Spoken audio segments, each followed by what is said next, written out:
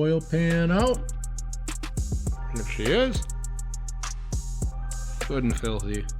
That ain't coming off with brake clean and a rag. No, it's not.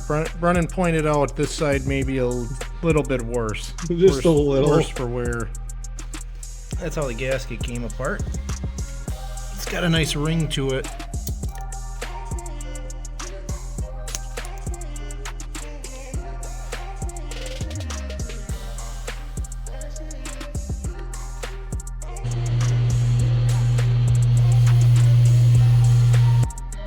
And new parts going in. Oil pan gasket, new upper mounts, new lower mounts. We got a couple of fittings, oil level sensor, cool O'Reilly's calendar.